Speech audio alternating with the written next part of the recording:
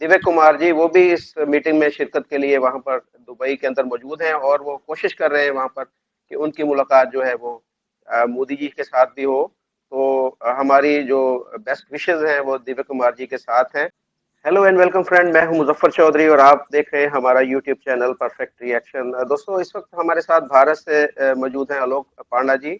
आलोक पांडा जी एक mechanical engineer हैं और उन्होंने एमए कर रखा है ह्यूमन रिसोर्सेज के अंदर, और इस वक्त पिछले कुछ 10 साल से अपना बिजनेस रन कर रहे हैं। और जियो पॉलिटिकल के ऊपर इनकी गहरी नजर है और बहुत ही ये इंटरेस्ट रखते हैं जियो पॉलिटिकल के ऊपर। और जो क्लाइमेट चेंज हो रहा है पूरी दुनिया के अंदर, जो इस वक्त माहौलियाती जो तब्दीलियां आ रही हैं, इसके ऊपर काफी इनकी पर्सनल रिसर्च भी है। तो क्योंकि आज एक बहुत ही अहम मीटिंग जो है यूएई के अंदर हो रही है, जहां पर दुनिया के 160 से 70 के करीब ममालिक के जो सरबराहान हैं और मंदूबीन हैं वो शिरकत कर रहे हैं, जिसमें जो भारत से मोदी जी भी शिरकत कर रहे हैं और पाकिस्तान के जो प्राइम मिनिस्टर हैं वो भी इसमें शरीक हैं। तो इसके ऊपर हमने इनको बात करने के लिए दावत दी है, तो इनको अपने शो में मैं वेलकम कहता हूं। तो नमस्कार sir, welcome to the show sir. Thank you.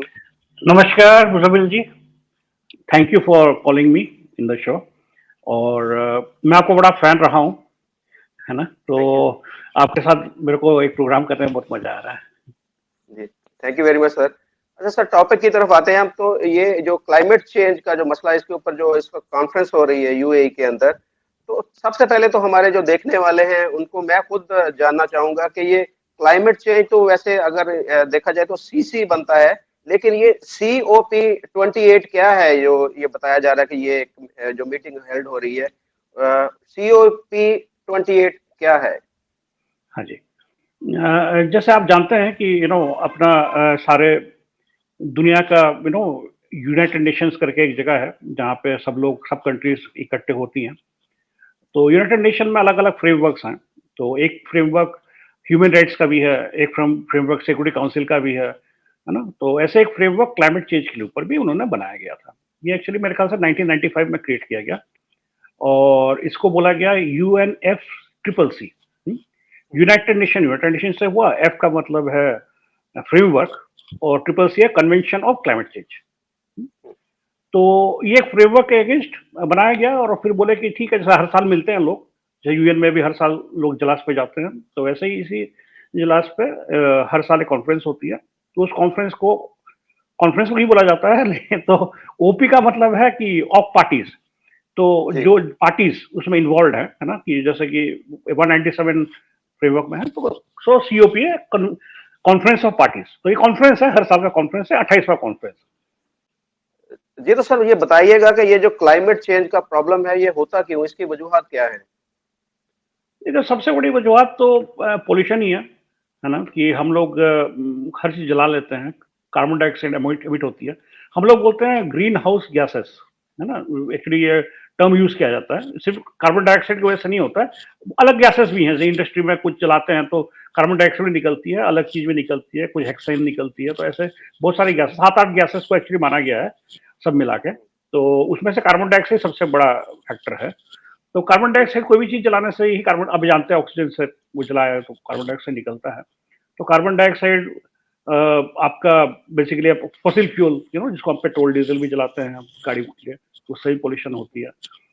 कई बार हम लोग आप पता नहीं पाकिस्तान में भी होता होगा, जो एग्रीकल्चर के बाद ना वो ठुड्डे जो बचते हैं जी उसको जला देते हैं, है ना। जी, जलाया तो जाता है यहाँ पर। हाँ हाँ, तो वो भी एक पोल्यूशन है ना, वो भी कार्बन डाइऑक्साइड एमिट करता है। इंडस्ट्री सबसे बड़ा फैक्टर है कि इंडस्ट्री इतने सारी है, जो सबसे बड़ा इंडस्ट्री जो पावर प्रोड्यूस करती है ना। तो जी दुनिया में कोल पावर ही सबसे बड़ी होती है ना, आप भी जानते होंगे। तो कोयले से, कोयले को जला के पानी को, मतलब उस जी हिसाब से बिजली पैदा की जाती है। तो वो जी। भी पोल्यूशन है। पाकिस्तान में बना है, अभी अभी रिसेंटली बनाया गया है, साहिवाल के अंदर है, बहुत बड़ा इन्होंने बिजली पैदा करने का जो कारखाना लगाया है वो कोयलों का है। तो ये दुनिया इस तरफ पीछे जा रही है, तो ये क्यों, इसके ऊपर पाबंदी क्यों नहीं लगाई जाती कि इस तरह के जो प्रोजेक्ट है वो लगे ही ना? नहीं, पाबंदी तो लगाना शुरू कर दिया गया है। एक्चुअली यही तो है ये कॉन्फ्रेंस ऑफ पार्टीज जो हो रही है ना। और ये जो चल रहा पिछले 28 सालों से, तो इसी के पीछे ही चल रहा है। और अभी तो बोला जा रहा है नेट नेट जीरो करें। मतलब नेट जीरो का मतलब कि आप जितना पोल्यूट कर रहे हैं, कार्बन डाइऑक्साइड निकाल रहे हैं, उतना कार्बन डाइऑक्साइड वापस ले भी लें अंदर। तो लेगा कौन? पेड़ ही कार्बन डाइऑक्साइड इनहेल करता है, और तो कोई इनहेल करता नहीं है ना? तो अच्छा सर, हाँ। इसमें कौन-कौन से ममालिक हैं, कौन से कंट्री ऐसे हैं कि जो ज़्यादा पॉल्यूशन जो है वो पैदा करते हैं, या कार्बन डाइऑक्साइड पैदा करने वाले ज़्यादा ममालिक कौन हैं, जो सर वही नुकसान है जो पहुँचाने वाले मुल्क कौन से हैं? सर वही है, सबसे डेवलप्ड नेशंस वही है। जो अमेरिका है सबसे बड़ा नेशन तो वही है, और सेकंड नंबर पे चाइना आता है। रशिया भी है, बट सबसे बड़ा चाइना और अमेरिका ही है। और ये दोनों, इनफैक्ट आप देखेंगे, मैं अब रिकॉर्ड में देख रहा था कि वर्ल्ड का टोटल एमिशन जो है ना, कार्बन डाइऑक्साइड का, और क्लाइमेट चेंज के जिसको अफेक्ट कर रही है, उसमें से 29% अमेरिका से ही है, यूएसए से है, ओह! और हाँ, 15% चाइना से है। तो दोनों मिला के हो गए 50%। खैर इंडिया भी उसमें कम नहीं है, तीसरे नंबर पे इंडिया है ना? जी, इंडिया भी 10%, 9-10% करीब देता है, but hmm, now, I think 9 नहीं है, 7% है इंडिया का, आधा है, चाइना का आधा है, 7% करीब जी, इंडिया का है। और आप जानते हैं पाकिस्तान का कितना है? पाकिस्तान 1% पे है, नहीं, अच्छा सिर्फ़ 1% है। सिर्फ 1% पे है। मतलब पूरा दुनिया का क्लाइमेट चेंज, मतलब एमिशन जितना भी CO2 छोड़ रहे हो, सिर्फ 1% पाकिस्तान से है ना? और तो यही है सर क्लाइमेट चेंज, और क्या बोले, आपके यहाँ फ्लड आ रही है क्लाइमेट चेंज की वजह से, आपके हुँ, नुकसान हो रहे हैं, आप 1% कम कर रहे हो, और हुँ। आप तो भुगत रहे वही हो। मैं आपसे और जानना चाह रहा था कि कौन से ऐसे ममालिक हैं जिनको ज़्यादा नुकसान होता है? पाकिस्तान में तो हर साल फ्लड भी आता है, पाकिस्तान में इस तरह की चीज़ें तो हो रही हैं। तो इसके अलावा और कौन-कौन से दुनिया के ममालिक हैं जहाँ पर ज़्यादा क्लाइमेट चेंज के असरात हैं? देखिए सर, मैं अभी वही देख रहा था कि जो एक रिपोर्ट भी आई है बीच में, उस रिपोर्ट हुँ, में यही बोला गया है कि जो अंडर डेवलप्ड कंट्रीज हैं, है ना? तो उसमें थोड़ा ज़्यादा ही है, बिकॉज़ क्या हम लोग क्या कि पानी निर्भर है, डैम्स कम बने हुए हैं, डिफॉरेस्टेशन हो गया है ना? लोग जंगल को भी काट दिए हैं। तो हम लोग साउथ एशिया में ज़्यादा अफेक्टेड है। इनफैक्ट इंडिया, हुँ। बांग्लादेश और पाकिस्तान, ये सबसे इसकी ज़्यादा क्या वजह है? अफेक्टेड होने वाले हैं। इसकी इसकी वजह क्या वजह है? सर, इसकी वजह यही है कि देखिए, आप देखो, पॉपुलेशन ज़्यादा है, सबसे बड़ा पॉपुलेशन भी ज़्यादा है ना? अब जगह कम है, पॉपुलेशन ज़्यादा है ना? तो उस हिसाब से भी है। और हम लोग का क्या है ना कि कंट्रीज़ छोटी भी हैं, उतनी बड़ी कंट्रीज़ भी नहीं है ना? आप देखिए, आप 25 करोड़ लोग हैं पाकिस्तान में, है ना? आप जगह देखेंगे, और नदियाँ भी हैं, है ना? और डैम्स भी पूरा प्रॉपर, एक्चुअली गवर्नमेंट ने कोई प्लानिंग भी नहीं की हुई है ना? पहले कोई प्लानिंग थी नहीं किसी गवर्नमेंट्स की, मतलब हम लोग तो अंडर डेवलप्ड हुआ करते थे ना? जी। अभी ठीक है, वो अभी का सिचुएशन अलग हो, लेकिन है अच्छा, थे तो अलोगी अंडर इसमें डेवलप। कोई दरख्तों का भी मसला है कि दरख्त प्लांट सर जो हम दरख्त काट भी रहे है, हैं यहाँ देखिए मैं पाकिस्तान के आपको अंदर? हाँ, एग्जैक्टली, नहीं दरख्त तो है ही। देखो पाकिस्तान में टोटल फॉरेस्ट कितना परसेंटेज होना चाहिए, मान लीजिए 100 एकड़ जमीन आपके पास, परसेंटेज में हुँ, देखेंगे कि भाई कितना दरख्त है ना? तो मैं देख रहा था पाकिस्तान में पहले 4% दरख्त हुआ करता था, है ना? जी, अभी जो वर्ल्ड बैंक का ये आया, या आया है, 2.5% है। मतलब सिर्फ जी, 2.5 फॉरेस्ट एरिया है आप लोगों का।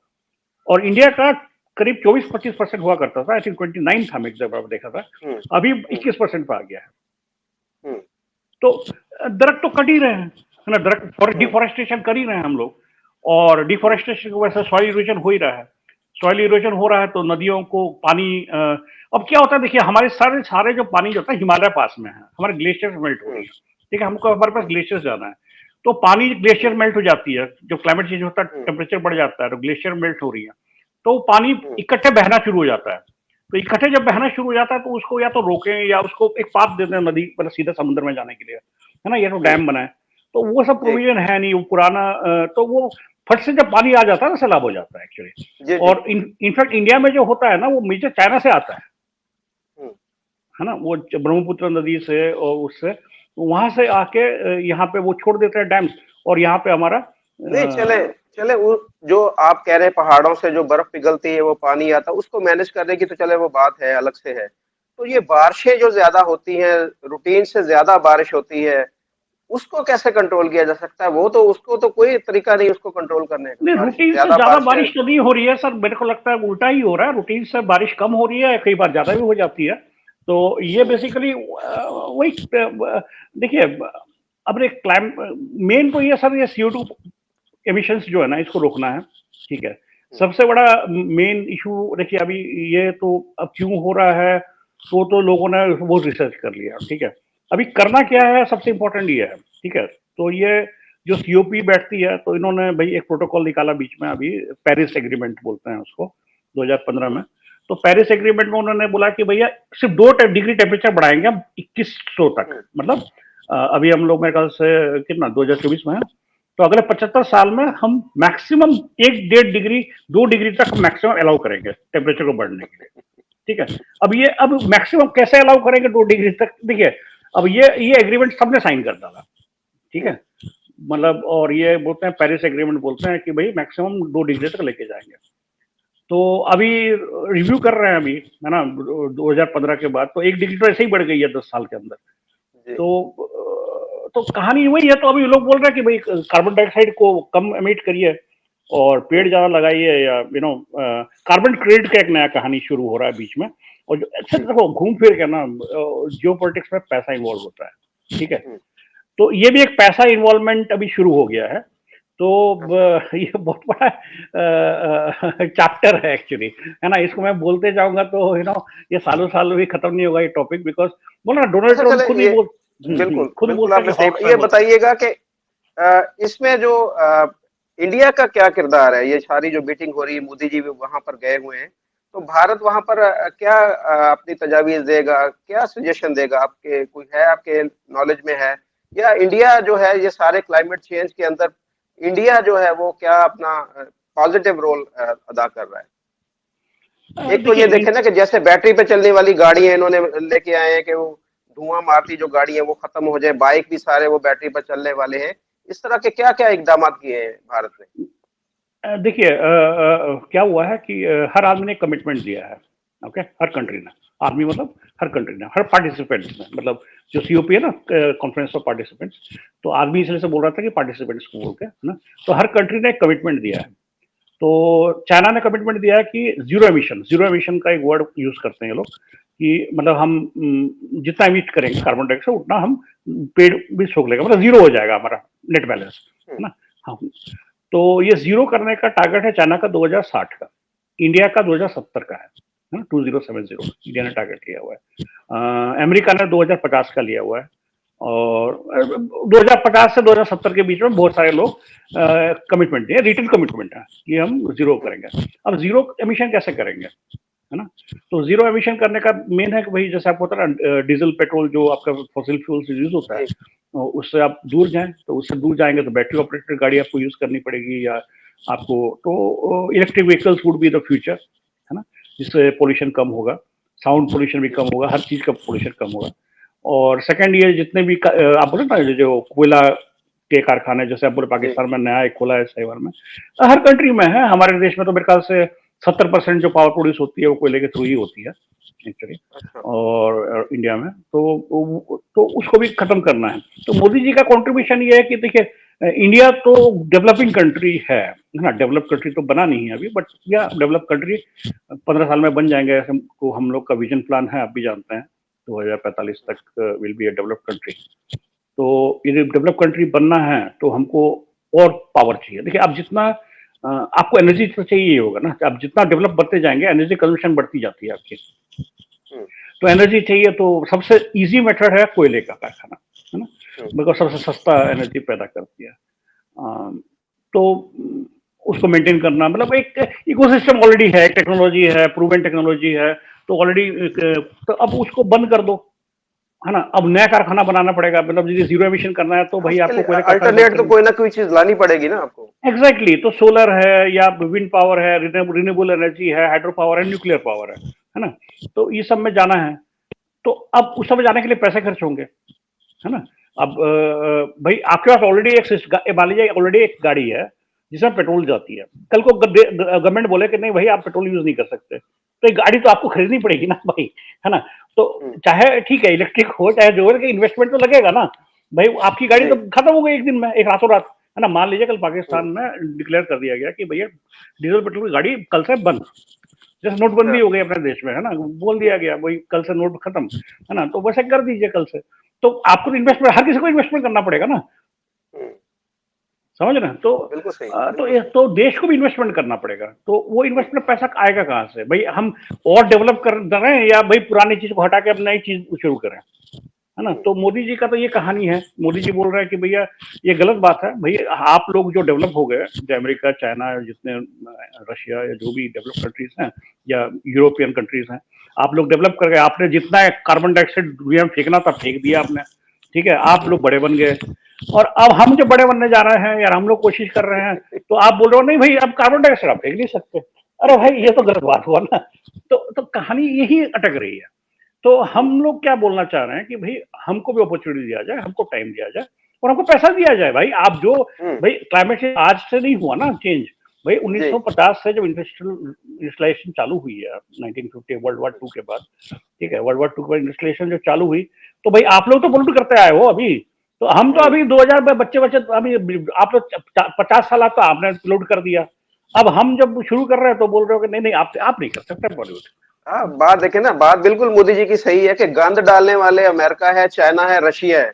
हाँ और सफाई का जुम्मा दे कौन दे जी? ये इंडिया दे, पाकिस्तान दे, ये वाले मुल्क जो इन्फेक्टेड एग्जैक्टली हैं ज्यादा, जिनके अंदर एग्जैक्टली नुकसान भी इन्हीं मुल्कों का हो रहा है, और ये करें भी, गंद साफ भी यही करें। तो ये तो ज्यादती वाली बात है। मोदी जी का मौकफ, उनका जो स्टांस है बिल्कुल सही है कि भाई हमें पैसा दो, हमने अपनी टेक्नोलॉजी जो चेंज करनी है उसके लिए जाहिर ही बात है कुछ ना कुछ तो पैसा चाहिए होगा ना, तो वो पैसा दें, हम कर लेते हैं। बिल्कुल उनकी बात बिल्कुल सही है, मैं एग्री करता हूँ उनसे।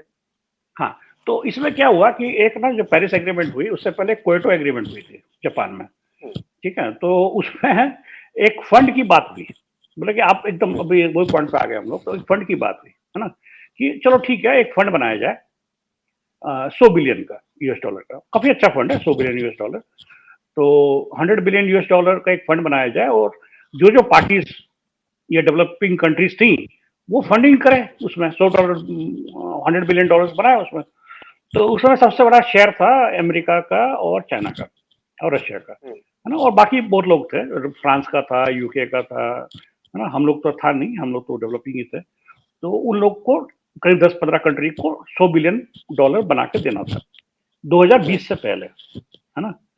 2020 से पहले 80% फंड आ गया है ना, करीब करीब, मतलब $80 बिलियन लोगों ने दे दिया है। फ्रांस ने पूरा दे दिया, नॉर्वे ने पूरा दे दिया, कई कंट्री, यूरोपियन कंट्रीज अच्छी जा रही है तो वो उन्होंने पूरा दे दिया है। जो डिफॉल्ट है वो US है और चाइना है, ठीक है। अभी मैं तक नहीं दिए मजाक नहीं उन्होंने। कर रहा हूँ, उन्होंने नहीं दिया है, कम दिया है, मतलब जो 20% कम हो गई है ना, मतलब उनको मेजर देना था, उन्होंने सबसे कम ये तो दिया हुआ है। बदमाशी है, मैं तो इसको बदमाशी बोलूंगा, उनकी बदमाशी है इन लोगों की। एकदम बदमाशी है सर, एकदम बदमाशी है। और देखिए अभी ये जो मीटिंग है ना, तो इस मीटिंग में यही पॉइंट उठाना था, और यही मीटिंग में दोनों नहीं आ रहे हैं सर, ना बाइडेन सर आ अच्छा, रहे दोनों हैं, नहीं है। दोनों नहीं है सर मीटिंग में भाई। हम्म, ना बाइडेन जी हैं ना शी जिनपिंग है। हम्म। ये कौन सी बात है? देखे, आपने बताया कि दोनों मिलकर 50% जो दुनिया की पोल्यूशन है उसके जिम्मेदार ये दोनों मुल्क हैं, और दोनों के हाँ सरबराह नहीं आए। बताएं, हम्म, ऐसे ही होता है सर, सिक्योरिटी काउंसिल भी तो ऐसे ही है, हर जगह ऐसे ही है भाई। हम तो बोलते हैं जोर जार मुल्क तार, हम मतलब जिसका जोर है मुल्क उसका, है ना। तो हम्म। क्या कर नहीं, सकते अब तो देखिए, हैं। अब तो जोर आपके पास भी आ गया, मोदी जी के पास भी ताकत है, पावर है उनके पास भी, तो उनको ललकार सकते हैं, वहां पर खड़े होकर बात कर सकते हैं कि भाई आप लोग जो है जिम्मेदार हैं सारे क्लाइमेट चेंज के। उसका नुकसान सबसे ज्यादा इंडिया को, पाकिस्तान को, बांग्लादेश, श्रीलंका, इन सब ममालिक को हो रहा है। तो आप लोग अपनी जिम्मेदारी क्यों नहीं पूरी कर रहे? तो उनको ये बात मेरे ख्याल में मोदी जी उनसे पूछ सकते हैं ये सारा कुछ। देखिए मैं टू बी प्रिसाइज अब हिंदुस्तान पाकिस्तान का जो भी मसला है उसमें नहीं जाना चाहता, बट मैं हम्म, मानता हूँ एक चीज कि लास्ट हम्म, जो हुआ था ना 2027 में, आई मीन जी। 27वां, नॉट हम्म, 2027, 27वां COP27 इजिप्ट में हुआ था, ठीक है। उसमें जी। आपके वो शहबाज शरीफ साहब गए थे, नो, जो प्राइम मिनिस्टर थे आपके पुराने, हम्म, नवाज शरीफ के भाई है ना। भाई जो। तो जी, हाँ हाँ वो गए थे।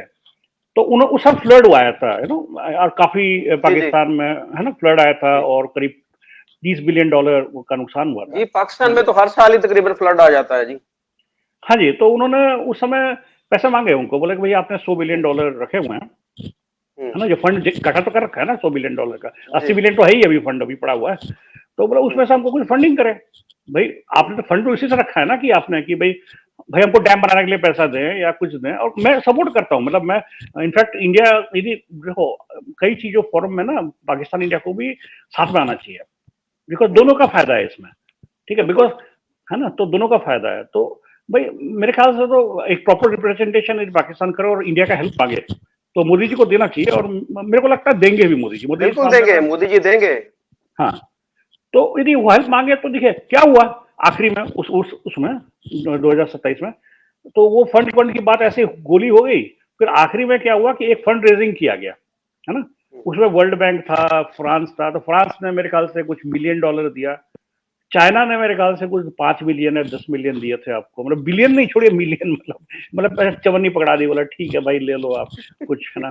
तो ऐसा करके कुछ फंड आए थे। अब वो भी कुछ फंड वर्ल्ड बैंक ने दिया, ये बोला कि आपका जो ब्याज था ना वो हम माइनस कर देंगे, तो वो फंड के रूप में दे रहे हैं, मतलब फंड आएगा नहीं, वो ब्याज आपका जो है वो माइनस हो जाएगा, ठीक है। तो एंड ऑफ द डे घुमा फिरा के कुछ मिला नहीं, ठीक है। ऑन द पेपर था कि भाई अच्छा खासा पैसा, $1 या $2 बिलियन आपको मोटा मोटी सब मिला मुलू के मिल जाएगा, ठीक है। बट मेरे को लगता है कि उसमें से आधे तो कुछ टर्म्स कंडीशन में चले गए और आधे फिर कहाँ गए, बट तो ऐसे ही हो रहा है सर, यही है कहानी। जी। तो इसमें आप देख रहे हैं कि ये जो मीटिंग हो रही है COP28, इसका कोई फायदा भी है? सारे मुल्क एक जगह पे इकट्ठे हो रहे हैं, वहाँ पर डिस्कशन भी होती है, जैसे आपने बोला कि साइन भी होते हैं, एग्रीमेंट साइन भी होते हैं, सारा कुछ होता है। तो इसका फायदा को इन फ्यूचर आप देख रहे हैं कि क्लाइमेट के ऊपर कुछ फर्क पड़ेगा, क्लाइमेट चेंज जो हो रहा है उसके ऊपर? सबने कमिटमेंट तो की हुई है ना सर, कि हमने, और सबने साइन किया हुआ है कि हमने इस साल तक जी। करेंगे करके, ठीक है, 1-2 साल लेट हो सकता है, 10 साल लेट, तो लोग उस तरह से में चल पड़े हैं। देखिए ये जो कॉन्फ्रेंस क्लाइमेट चेंज का जो है अल्टीमेटली मैनकाइंड को ही फायदा है। देखिए रहना तो सब नहीं है, चाहे वो पाकिस्तानी हो, चाहे इंडियन हो, चाहे अमेरिकन हो, चाहे चाइनीज हो, भाई रहना तो इसी धरती पे है, आई मीन यही अर्थ है ना, इसी अर्थ में रहना है। तो क्लाइमेट चेंज होगा तो हर जगह होगा, हर जगह प्रॉब्लम्स आएंगी। तो अच्छा, सब इसमें एक आम जो सिटीजन है उसको क्या करना चाहिए? उस दरख्त लगाने चाहिए क्या? उसकी हाँ, जिम्मेदारी देखो क्या होगी? ड्रग तो बहुत इंपॉर्टेंट है सर, ड्रग तो बहुत इंपॉर्टेंट है। और इनफैक्ट मैं पता नहीं, ये मैं इमरान खान का एक देख रहा था मैं कि वो जी। उन्होंने काफी अच्छा काम किया है, मैंने जो सुना है। और हम लोग, मैं तो गूगल में थोड़ा देख रहा था आज कि आपको पहले से बात करने से पहले कि इमरान खान ने सही में पेड़ लगाए या नहीं लगाए। जी, वो तो वो बिलियन ट्री था, बिलियन ट्री उनका मंसूबा था, लेकिन उसके अंदर भी बहुत ज्यादा करप्शन हुई है, इतने दरख्त लगे नहीं, लेकिन फिर भी उन्होंने कोशिश की थी लगाने की, ये एफर्ट की है उनकी, अप्रिशिएट करना चाहिए और इसको कंटिन्यू रखना चाहिए। ये नहीं देखना चाहिए कि ये इमरान खान ने शुरू किया तो अब इसको हम रोक दें। तो इसको मेरे ख्याल में कंटिन्यू रखना चाहिए, दरख्त लगाने चाहिए, बहुत ज्यादा दरख्तों की जरूरत है पाकिस्तान के अंदर। सर मेरे को क्या लगता है ना कि इमरान खान ने खैबर पख्तून जो एरिया है ना उसमें उन्होंने 1 लाख उसमें ट्रीज लगाए। लगाए हुए हैं। उसमें डिफोरेस्टेशन काफी हो गया था। इनफैक्ट आपका जो फॉरेस्टेशन एरिया अभी जो अभी बढ़ा है ना, वो खैबर पख्तून जी। के पास ही है ज्यादा फॉरेस्ट आपका, हम्म। और बाकी तो पंजाब में तो है नहीं फॉरेस्ट। पंजाब के अंदर इन्होंने जितने भी दरख्त थे, बागात थे, जो हम्म। जितने भी थे, वो सारे काट कर यहाँ पर जो हाउसिंग स्कीम बन गई बहुत सारी पाकिस्तान जो पंजाब के अंदर है ना, सारे जितने भी दरख्त थे सारे काट दिए, नहरों के ऊपर जो दरख्त थे वो काट दिए, बहुत नुकसान किया, बहुत बेदर्दी के साथ दरख्तों को खत्म किया गया पंजाब के अंदर भी। हम्म। नहीं, मैं देख रहा था, और खैबर पख्तून में काफी काम किया इमरान खान ने।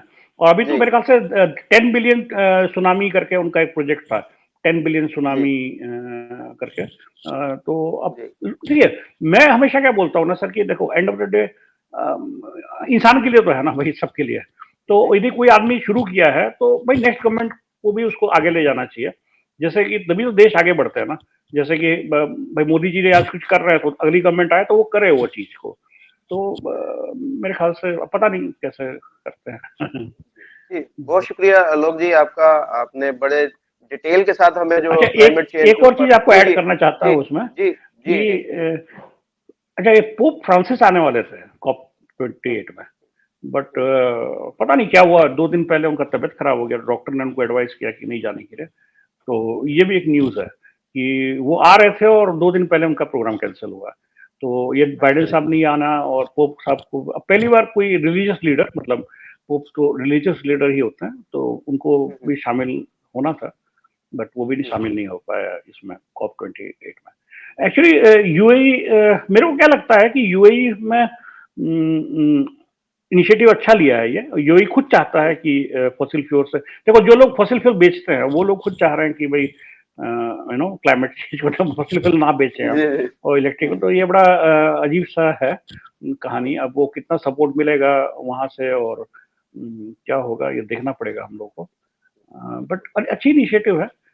आपके प्राइम मिनिस्टर को एक्चुअली काफी स्कोप है, यदि वो फंड में से कुछ पैसा निकाल सके और कुछ डैम्स के लिए पैसा लगा सके तो सबके लिए भला होगा, मेरे को लगता है। जी, होना चाहिए, लेकिन पाकिस्तान के अंदर आपको पता है कि कोई भी इस तरह का प्रोजेक्ट है वो अभी पिछले को 15-20 साल से मैं देख रहा हूँ कि कोई भी प्रोजेक्ट नहीं इस तरह का लगा कि जो क्लाइमेट के लिए जो फायदेमंद हो। जैसे आप बात बता रहे को डैम या कोई भी चीज मुझे नजर नहीं आ रही। बहरहाल मीटिंग जारी है वहां पर, देखते हैं उसमें आउटकम क्या होता है उसका। तो आपका बहुत शुक्रिया आलोक जी। हम आपसे दोबारा भी इस टॉपिक के ऊपर बात करेंगे। आप भी वहां पर इन टच रहें, जुड़े रहें। और एक अहम जो बात मैं बता रहा हूँ कि हमारे जो दोस्त हैं दिव्य कुमार जी, वो भी इस मीटिंग में शिरकत के लिए वहां पर दुबई के अंदर मौजूद हैं और वो कोशिश कर रहे हैं वहां पर कि उनकी मुलाकात जो है वो मोदी जी के साथ भी हो। तो हमारी जो बेस्ट विशेज हैं वो दिव्य कुमार जी के साथ हैं। और उनकी कोई तबीयत भी ठीक है इस अभी? तरह वो की, कुछ एक्सीडेंट हुआ था आप बोल रहे थे बीच में, कोई जी मैं उनके सुन रहा वालिद हूँ। का एक्सीडेंट हुआ था। उनके वालिद का, वो अब बीमार थे लेकिन अब वो बिल्कुल ठीक हैं और वो इस वक्त यूएई में हैं और मीटिंग के अंदर वो शिरकत कर रहे हैं। तो उम्मीद है कि उनकी मुलाकात, जैसे उनकी विश है कि मोदी जी से हो जाए, तो उसके ऊपर भी हम आपको अपडेट देंगे। तो प्लीज प्लीज लोग जी, प्लीज सर। आपका बहुत शुक्रिया। थैंक आपसे यू फिर सर, थैंक दोबारा यू बात फॉर होगी। Inviting me. नमस्ते जी, जी, मिलते रहेंगे सर। नमस्कार। थैंक यू, नमस्ते, धन्यवाद। धन्यवाद जी।